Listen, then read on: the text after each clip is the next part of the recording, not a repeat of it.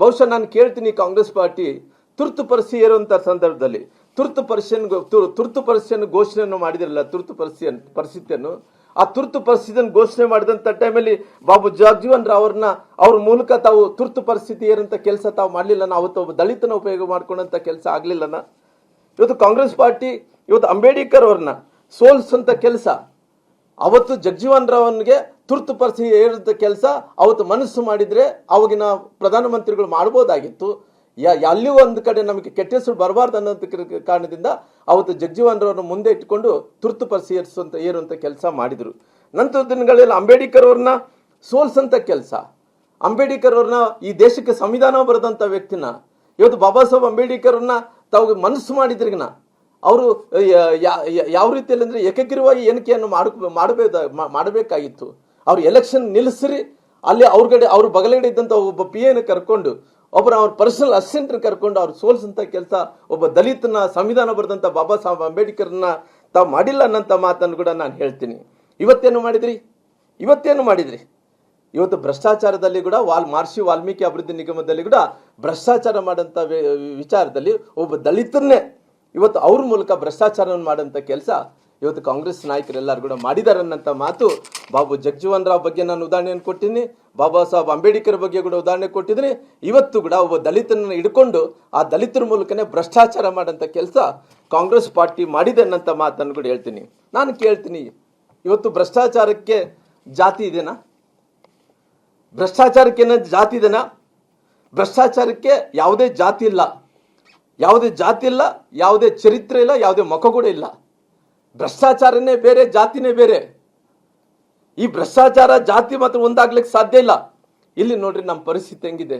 ಇಲ್ಲೊಬ್ಬ ಸಚಿವ ಹೇಳ್ತಾ ಇದ್ದಾನ, ಇವತ್ತು ಜಾತಿ ಸಮುದಾಯದ ವ್ಯಕ್ತಿಗಳು ಎದುರುಗಡೆ ಹೇಳ್ತಾ ಇದ್ದಾನ, ಇವತ್ತು ಒಬ್ಬ ದಲಿತನಾಗಿದ್ದಕ್ಕೋಸ್ಕರವಾಗಿ ಬಿಜೆಪಿ ಸಹಿಸಕ್ ಆಗ್ತಾ ಇಲ್ಲ, ಬಿಜೆಪಿ ಸಹಿಸಲಾರ್ದಂತೆ ಒಬ್ಬ ದಲಿತನಾಗಿದ್ದಕ್ಕೋಸ್ಕರವಾಗಿ ಇವತ್ತು ನನ್ನ ಮಂತ್ರಿ ಸ್ಥಾನದಿಂದ ಕೆಳಗಡೆ ಇಳಿಸ್ಬೇಕನ್ನಂತ ಕಾರಣದಿಂದ ಹೋರಾಟವನ್ನು ಮಾಡ್ತಾ ಇದ್ದಾರೆ ಅಂತ ಹೇಳ್ತಾ ಇದ್ದಾರೆ. ನಾನು ಕೇಳ್ತೀನಿ, ನಾಗೇಂದ್ರ ಅವರೇ, ಇವತ್ತು ಈ ಸಮುದಾಯ ಇದೆಯಲ್ಲ, ಈ ಸಮುದಾಯದಲ್ಲಿ ನೀವು ಆ ಮಕ್ಕಳ ಭವಿಷ್ಯವನ್ನು ರೂಪಿಸಬೇಕು ಅನ್ನಂತ ಕಾರಣದಿಂದ ತಾವು ಮಂತ್ರಿ ಆಗಿದ್ರಿ. ಮಹರ್ಷಿ ವಾಲ್ಮೀಕಿ ಅಭಿವೃದ್ಧಿ ನಿಗಮವನ್ನು ಇವತ್ತು ಆ ಭಾಗದಲ್ಲಿದ್ದಂಥ ಮಕ್ಕಳಿಗೆ ಶಿಕ್ಷಣ ಕೊಡಂತ ವಿಚಾರದಲ್ಲಿ, ಅವ್ರಿಗೆ ಸ್ಕಾಲರ್ಶಿಪ್ ಕೊಡಂತ ವಿಚಾರದಲ್ಲಿ, ಅವ್ರಿಗೆ ಬೇಕಾದಂಥ ಮೂಲಭೂತ ಸೌಕರ್ಯಗಳು ಕೊಡಂತ ವಿಚಾರದಲ್ಲಿ, ಅವ್ರಿಗೆ ಎಲ್ಲ ರೀತಿಯಲ್ಲಿ ಕೂಡ ಏನು ಸಿಗಬೇಕಾಯ್ತನೋ ಆ ಭವಿಷ್ಯವನ್ನೇ ಕಸ್ಕೊಂಡಂತ ಟೈಮಲ್ಲಿ ಈ ಸಮುದಾಯದಲ್ಲಿ ನೀನು ಮಂತ್ರಿ ಆಗಿದ್ದೀರಿ, ಒಳ್ಳೇದಾಯ್ತು, ಆದರೆ ಈ ಭವಿಷ್ಯವನ್ನು ಕಸ್ಕೊಂಡಂತ ಕೆಲಸ ತಾವು ಮಾಡಿದಿರಲ್ಲ ನಾಗೇಂದ್ರ ಅವ್ರು ಏನಂತ ಮಾತನ್ನು ಹೇಳಬೇಕಾಗುತ್ತೆ. ಇವತ್ತು ತಾವೆಲ್ಲರೂ ಕೂಡ ಹಣವನ್ನಂತೂ ಸಮುದಾಯಕ್ಕೆ ಸೇರ್ಬೇಕಾದಂತ ಹಣವನ್ನು ಸಂಪೂರ್ಣವಾಗಿ ಲೂಟಿ ಮಾಡಿಬಿಟ್ಟಿದ್ರಿ. ಎಷ್ಟು ಲೂಟಿ ಮಾಡಿದ್ರಿ? 187 ಕೋಟಿ ರೂಪಾಯಿ ಲೂಟಿ ಮಾಡಿದ್ರಿ. 187 ಕೋಟಿ ರೂಪಾಯಿ ಯಾರಿಗೆ ಸಿಗಬೇಕಾದಂತ ಹಣ? ನಮ್ಮ ಮಕ್ಕಳ ಪರಿಸ್ಥಿತಿ ಏನಂತ ನೋಡ್ತಾ ಇದ್ರಿ. ಇವತ್ತು ಹೋಗ್ರಲ್ಲ, ಕಲಬುರಗಿ ಹೋಗ್ರಿ, ಯಾದಗಿರಿ ಹೋಗ್ರಿ, ರಾಯಚೂರು ಜಿಲ್ಲೆಗೆ ಹೋಗ್ರಿ, ಬಳ್ಳಾರಿ ಜಿಲ್ಲೆಗೆ ಹೋಗ್ರಿ, ವಿಜಯನಗರ ಜಿಲ್ಲೆಗೆ ಹೋಗ್ರಿ, ಇಲ್ಲಿ ಚಾಮರಾಜನಗರ ಜಿಲ್ಲೆಗೆ ಹೋಗ್ರಿ. ಮಕ್ಕಳು ಇವತ್ತು ಅರ್ಧದಲ್ಲಿ ಶಿಕ್ಷಣವನ್ನು ನಿಲ್ಲಿಸಿದಾರ. ಯಾರ್ಯಾರು ಮಕ್ಕಳು ವಿದೇಶಕ್ಕೆ ಕಳಿಸಿದವ್ರು ಪ್ರೋತ್ಸಾಹ ಇಲ್ಲಂದೇಳಿ ವಾಪಸ್ ಬರ್ತಾ ಇದಾರ. ಬೂಟು ಸಾಕ್ಸಿಲ್ಲ ಅಂದೇಳಿ ಇವತ್ತು ಮಕ್ಕಳಿಗೆ ಶೂ ಇಲ್ಲಾರ್ದಂತೆ ಇವತ್ತು ಮಕ್ಕಳು ತೊಂದರೆದಲ್ಲಿದ್ದಾರ. ಇವತ್ತು ಮಕ್ಕಳಿಗೆ ಎಲ್ಲ ಜನರು ಇವತ್ತು ಗಂಗಾ ಕಲ್ಲನ್ ಇಲ್ಲ ಅಂದೇಳಿ ಅವ್ರು ನೋವುದಲ್ಲಿದ್ದಾರ. ಇವತ್ತು 187 ಕೋಟಿ ರೂಪಾಯಿ ಲೂಟಿ ಮಾಡಿ ಎಲ್ಲಿ ಕಳಿಸಿದ್ರಿ? ನೀವೆಲ್ಲರಿಗೂ ರಾಹುಲ್ ಗಾಂಧಿ ಮನೆಗೆ ಡೆಲ್ಲಿ ಕಳಿಸಿದ್ರಿ. ಇದು ಸ್ಪಷ್ಟೀಕರಣ ಕೊಡ್ರಲ್ಲ ನಾಗೇಂದ್ರ ಅವರೇ. ಇವತ್ತು ಎಲ್ಲಿ ಕಳಿಸಿದ್ರಿ ತಾವೆಲ್ಲರೂ ಸೇರಿಕೊಂಡು? ನಿಮ್ಗೆ ಯಾರು ಹಕ್ಕು ಕೊಡಿದಾರ ಈ ಹಣವನ್ನು ಬಳಕೆ ಮಾಡ್ಕೋಬೇಕಂದೇಳಿ? ನಿಮ್ಗೇನು ಅಧಿಕಾರ ಹೇಳಿ ಇವತ್ತು ದುರುಪಯೋಗ ಮಾಡ್ಕೊಂಡು ಈ ಹಣವನ್ನು ಯಾವ ರೀತಿಯಲ್ಲಿ ಭ್ರಷ್ಟಾಚಾರ ಮಾಡಿದ್ರಿ?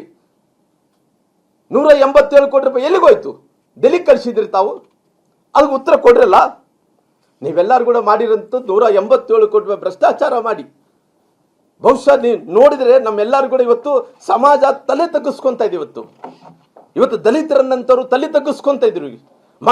ಶಾಲೆ ಮಕ್ಕಳು ಬಂದು ನಮ್ಮ ಎದುರುಗಡೆ ಕೇಳ್ತಾ ಇದ್ರೆ ನಾವು ತಲೆ ತಗ್ಗಿಸ್ಕೊಂಡಂತ ಪರಿಸ್ಥಿತಿ. ಈ ಸಮುದಾಯನೇ ಇವತ್ತು ದಲಿತರಂದು ಹೇಳ್ಕೊಂಡಂತ ಸಮುದಾಯ, ವಾಲ್ಮೀಕಿ ಸಮುದಾಯ, SC ST ಎಲ್ಲರೂ ತಲೆ ತಗ್ಗಿಸ್ಕೊಂಡಂತ ಕೆಲಸ ತಾವು ಮಾಡಿದ್ರಿ. ಎಲ್ಲಿ ಕಳಿಸಿದ್ರಿ ನೀವು ಈ ರೊಕ್ಕ? ನಿಮ್ಗೆ ಯಾರು ಅಧಿಕಾರ ಕೊಟ್ಟಿದ್ದಾರ?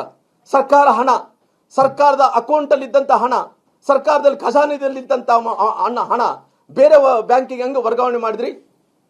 ಬೇರೆ ಬ್ಯಾಂಕಿಗೆ ವರ್ಗಾವಣೆ ಮಾಡಿ ಸುಮಾರಿಗೆ 1000 ಅಕೌಂಟ್ಗಳಿಗೆ ಯಾರ್ಯಾರಿಗೆ ಹಾಕಿದಿರಿ ತಾವು?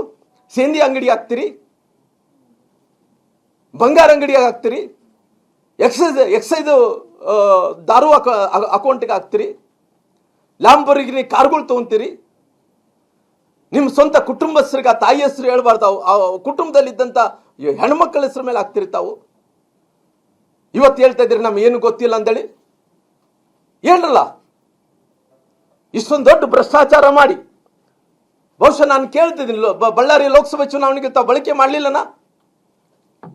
ಬಳ್ಳಾರಿ ಲೋಕಸಭೆ ಚುನಾವಣೆಗೆ ಆ ಮಹರ್ಷಿ ವಾಲ್ಮೀಕಿ ಅಭಿವೃದ್ಧಿ ನಿಗಮನ ಹಣವನ್ನು ನಿಮ್ಮ ಡಿಜಿಟಲ್ ಪ್ರೂಫ್ ಅಲ್ಲಿ ನಿಮ್ಮ ಪರ್ಸನಲ್ ಅಸಿಸ್ಟೆಂಟ್ ಆದ ವಿಜಯ್ ಕುಮಾರ್ ಅಲ್ಲಿ ಡಿಜಿಟಲ್ ಅಕೌಂಟ್ ಅಲ್ಲಿ ಸಿಕ್ಕಿದೆ. ಇಂಥವ್ರಿಗೆ ಬಳ್ಳಾರಿ ಜಿಲ್ಲೆ